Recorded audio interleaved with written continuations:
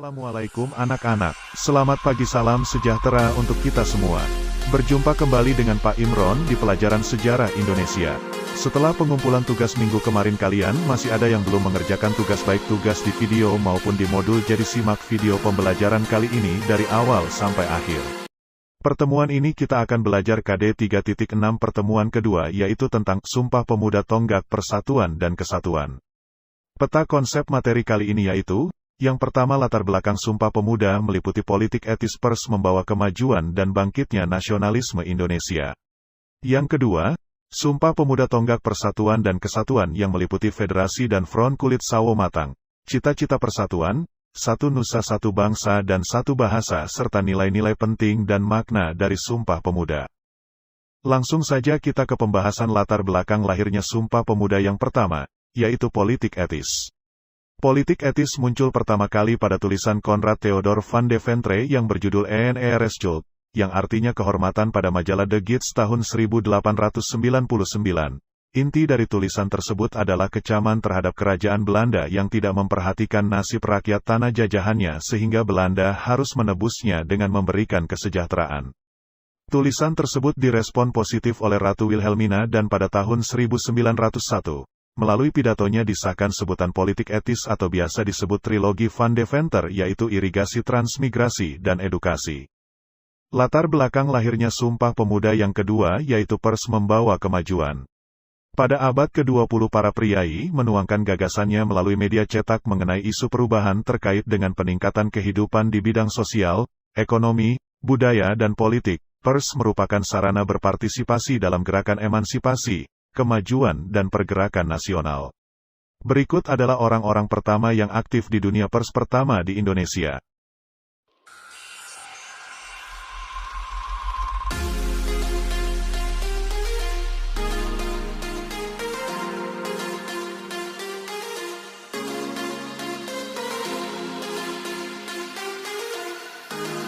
Peranan pers dalam bangkitnya nasionalisme bangsa. 1. Memberikan wawasan dan embrio kebangsaan dan semangat nasionalisme melalui artikel-artikel. 2. Memberikan pandangan baru tentang perkembangan kebangkitan nasional di negara-negara lain dan tentang kemajuan dunia. 3. Menyadarkan bangsa pribumi tentang pentingnya pendidikan, peningkatan kesejahteraan ekonomi, keadilan sosial, politik, dan lain-lain. 4. Menjadi sarana untuk menyerukan pentingnya persatuan dan kesatuan bangsa. Selanjutnya adalah latar belakang lahirnya Sumpah Pemuda yang ketiga yaitu bangkitnya nasionalisme Indonesia. Kaum terpelajar memelopori bangkitnya nasionalisme bangsa Indonesia melalui berbagai organisasi pergerakan. Organisasi pergerakan pertama yang muncul adalah Budi Utomo yang didirikan di Batavia pada tanggal 20 Mei tahun 1908 oleh pelajar Sutomo dan teman-temannya di STOVIA. Organisasi Budi Utomo bergerak di bidang sosial dan budaya. Selanjutnya muncul Sarekat Dagang Islam, SDI, yang dibentuk oleh H. Samanhudi di Surakarta, 1911.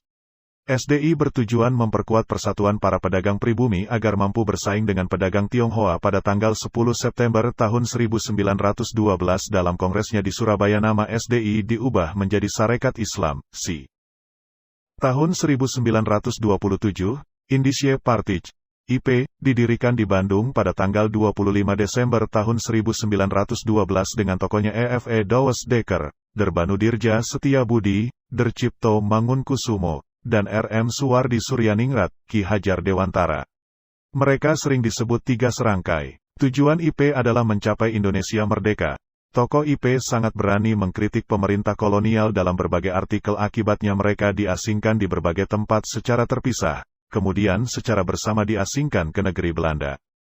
Di bidang keagamaan Islam lahir organisasi Muhammadiyah pada tanggal 18 November tahun 1912 di Yogyakarta oleh Kiai Haji Ahmad Dahlan. Selanjutnya muncul Nahdlatul Ulama, NU, didirikan oleh Kiai Haji Hashim Asy'ari di Surabaya pada tanggal 21 Januari tahun 1926. Ada juga Majelis A'la Indonesia, MIAI, dibentuk dari hasil pertemuan ulama di Surabaya 18–21 September tahun 1937. Kiai Haji Hashim Asy'ari merupakan pencetusnya yang didukung Kiai Haji Mas Mansur dari Muhammadiyah dan Wondo Amiseno dari Sarekat Islam. Sementara itu dari kalangan Nasrani terbentuk Perkumpulan Katolik Jawi oleh I.J. Kasmo tanggal 22 Februari tahun 1925. Tujuannya adalah berusaha sekuat tenaga untuk kemajuan Indonesia. Di bidang sosial dan pendidikan muncul R.M. Suwardi Suryaningrat, Ki Hajar Dewantara, yang membuka perguruan taman siswa di Yogyakarta pada tanggal 3 Juli tahun 1922 yang awalnya bernama National Onderwijs Instituut Taman Siswa. Sementara itu organisasi pergerakan yang bersifat nasionalis contohnya adalah Perhimpunan Indonesia, PEL, yang awalnya bernama Indische Vereniging pada tahun 1908. Organisasi itu dibentuk para pelajar Indonesia di Belanda. Sebagai media penyebar gagasannya diterbitkan majalah Hindia Putra. Pada tahun 1924 Indische Vereniging berganti nama menjadi Indonesische Vereniging. Tahun 1925 berubah nama lagi menjadi Perhimpunan Indonesia, PI.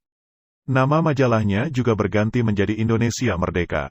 Arah perjuangan PEL makin jelas setelah mengeluarkan manifesto politik, Manipol, pada tahun 1925. Para pemuda Indonesia juga tidak ketinggalan berkiprah mencapai Indonesia Merdeka. Meskipun semangat kedaerahannya masih muncul, sebut saja Jong Java, Trikoro Darmo, yang didirikan di Batavia pada tanggal 7 Maret tahun 1917, Jong Sumatranen Bon, didirikan tanggal 9 Desember tahun 1917 di Batavia oleh para pelajar Sumatera. Jong Ambon, didirikan pada tahun 1918. Jong Minahasa dan Jong Celebes.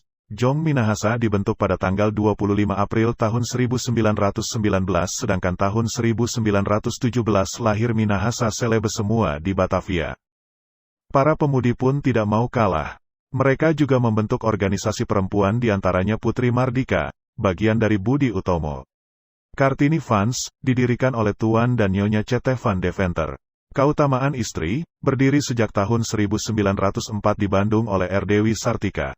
Kerajinan Amal Setia, didirikan di Kota Gadang, Sumatera Barat, 1914, oleh Rohana Kudus, Aisyah. Didirikan pada tanggal 22 April tahun 1917 bagian dari Muhammadiyah, Percintaan Ibu kepada Anak Turunannya, didirikan pada bulan Juli tahun 1917 oleh Maria Walanda Maramis di Manado, Sulawesi Utara. Pembahasan selanjutnya yaitu Sumpah Pemuda Tonggak Persatuan dan Kesatuan. Pada masa pergerakan setiap organisasi pemuda memiliki perbedaan bahasa, agama, suku, bangsa, adat istiadat dan budaya. Namun mereka sebenarnya memiliki tujuan yang sama, yaitu menjadikan Indonesia negara yang merdeka dan bebas dari segala bentuk penjajahan. Untuk itu perlu adanya peristiwa yang bisa menggugah persatuan dan kesatuan bangsa. Mari kita simak tayangan berikut tentang Federasi Sawo Matang.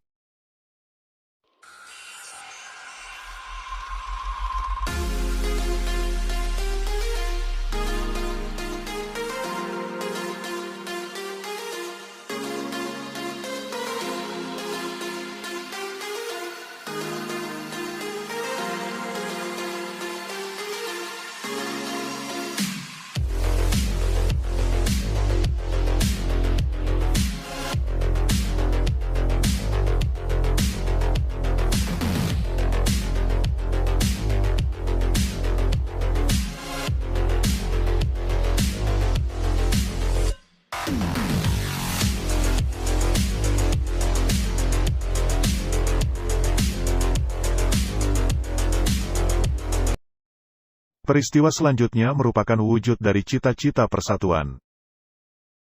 Indonesia Merdeka, terbitan Perhimpunan Indonesia makin menggelorakan semangat para pemimpin organisasi kepemudaan untuk merintis persatuan nasional. Oleh karena itu mereka lalu melakukan pertemuan-pertemuan. Akhirnya mereka mufakat untuk menyelenggarakan Rapat Besar Pemuda di Jakarta tanggal 30 April-2 Mei tahun 1926. Kegiatan tersebut dikenal sebagai Kongres Pemuda I yang diketuai Metabrani. Kongres Pemuda I telah memunculkan kesadaran dan kesepahaman tentang perlunya bahasa persatuan.